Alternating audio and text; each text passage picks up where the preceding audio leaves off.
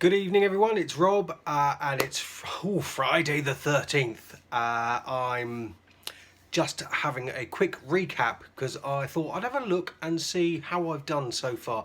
And we're in, Friday the 13th of March. It is now 20 past 7 in the evening UK time.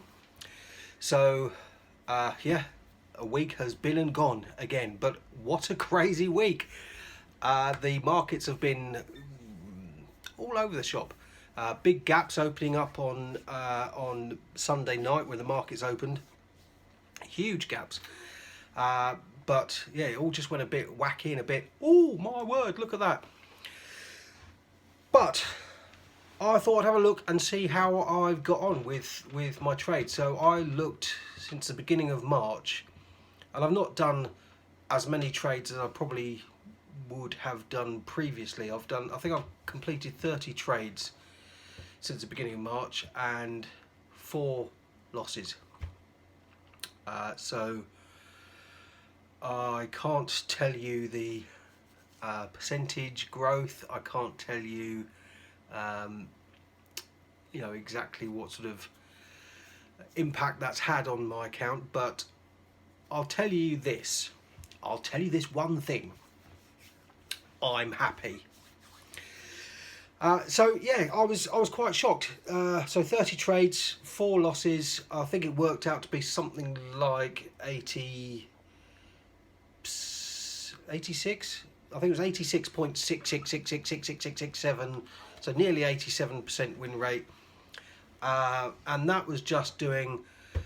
I like scalping, so it was just grabbing a few pips here and there throughout the availability that I had.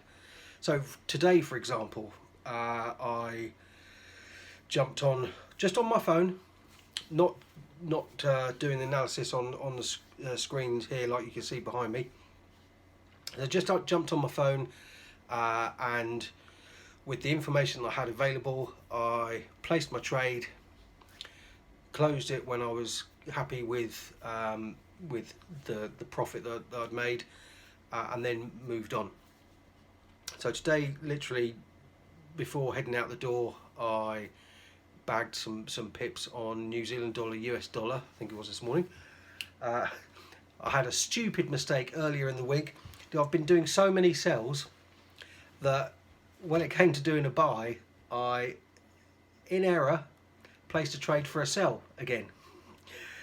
So that was one of my losses. I did place another trade to sort of try and hedge it or counteract it, which kind of worked out in my favour in the end. But it's one of those things, you've got to have your wits about you all the time. You've got to focus on what you're doing. You can't just go, I'll just press any button willy-nilly, and I wasn't pressing any button willy-nilly. I just, out of habit, was going, press sell again, press sell again, press sell again. But, oh no, I'm supposed to be buying. But these things happen. So today, placed that trade this morning before heading out the door. Lunchtime, I saw an opportunity for a quick scalp, and in fact, I placed 2 trades at lunchtime, and I think with those 3 trades that I took today, I made more than I did yesterday placing 7 trades. So yesterday I think I placed 7 trades, 6 wins, 1 loss. So yeah, no, it's going all right. I'm not going to waffle on for too long. There I am using that phrase, waffle on again, because I'm going to jump on a Zoom call with excuse me, coronavirus. Sorry about that. And yeah, I'm going to jump on a Zoom call with one of my teammates because they're busy during the day, and they're using a great strategy for the hour time frame and 4-hour time frame, but there are certain periods of the day where they just like to jump in and out of a trade to grab 5-10 pips, and they want me to talk them through what I'm doing. So that's my plan for what's about an hour's time actually. So yeah, I thought it was later than it was. So yeah, I am amazed that people say they don't have time to trade, because you really can trade. I know it takes time to learn and to process all of the information. You can look at the screen behind me and go, oh my word, what's going on there? There's lines all over the place. It's lots of different colors, and it can all seem a bit overwhelming. But I've said it before and I'll say it again, it's like learning anything. If you're learning to drive a car, if you're learning to walk, if you're learning a language, if you're learning anything, it's going to take some time. And I started this, I think I've said a number of times before, probably in 2017. So October 2017. I've been doing this for 2.5 years now. So in some ways you might go, oh well, you must be an expert at it. There is still stuff that I'm learning each week. In fact, some cases daily. I'm picking up a new tip, a new strategy, a new way of trading. But the thing is, just to stay focused on what suits you best as an individual, and that counts for your style, your personality. You may find that you're quite happy to place a trade and let it run for all day or let it run all week. I know there are a number of people who do that, the intraday and swing traders. I personally struggle with that, and I know that is something that I at some point will get my head round, but I just don't sleep well knowing that there's still a trade going. And yes, okay, with proper risk management and certain tools in place that can take you out of the trade automatically, if once you get to a certain point and then it starts going against you, you can have this set up so that it will close you out of the trade in profit. But even so, I still struggle with the long-term stuff. So I like to be in and out of a trade fairly quickly. And my lunchtime trades today, I think I achieved 15 pips in 2 minutes, just because of the movement was that quick, and went, right, okay, that'll do me. Last night we were on a live trading session and we were discussing some of the patterns that had come up, and during that session I was also watching the Canadian dollar, Japanese yen. I placed a trade and I took my 10 pips for that session, but it then went on to move 100 pips in the same direction, and I could live with regret going, oh my word, why didn't I just stay in that trade? Some of it could be out of fear, some of it could be out of I'll tell you why I did, but some of it is just purely I was focused on the live trading session at the same time, and I just really thought, do you know what, I think I placed 7 trades in total yesterday, 6 of them came in, and I've bagged my pips. I was comfortable with what I'd achieved for the day, and if I wasn't on the live trading session, yes, maybe I would have sat and watched that for a bit longer and bagged even more pips. But I've also done that before, where I've sat in a trade and gone, oh, just let it go a little bit further, and then it's gone completely against you.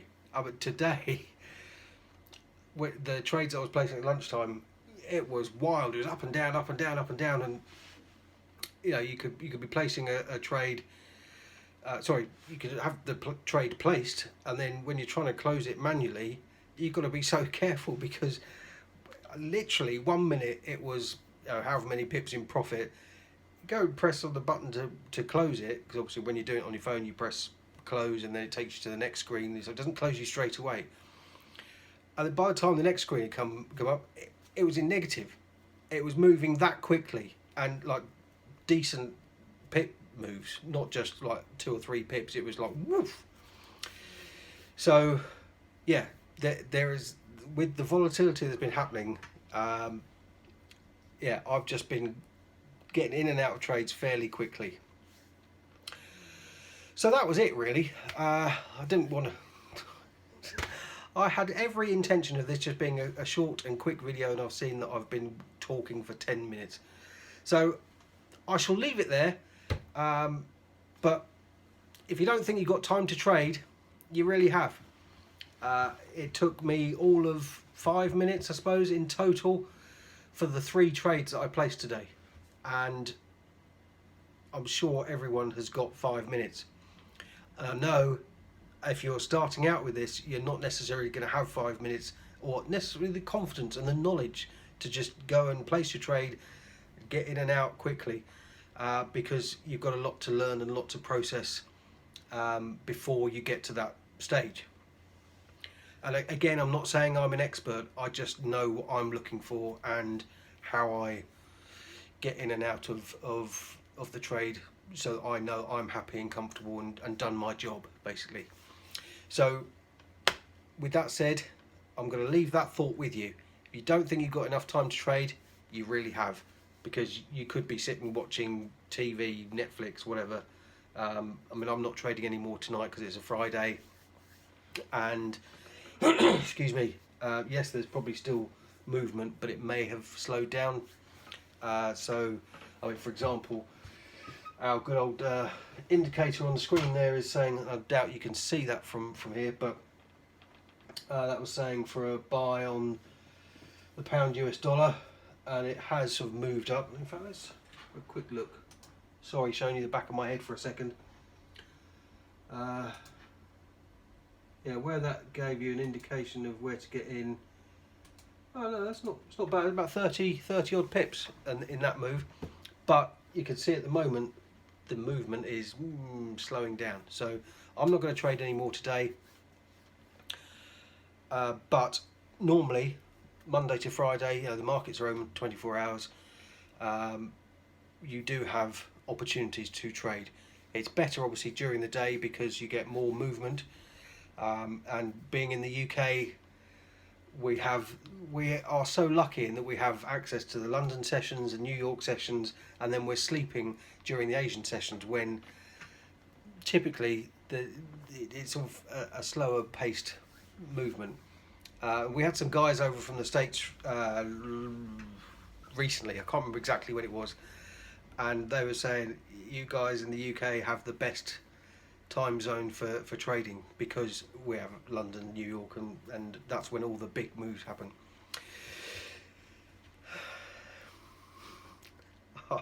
I'm sorry.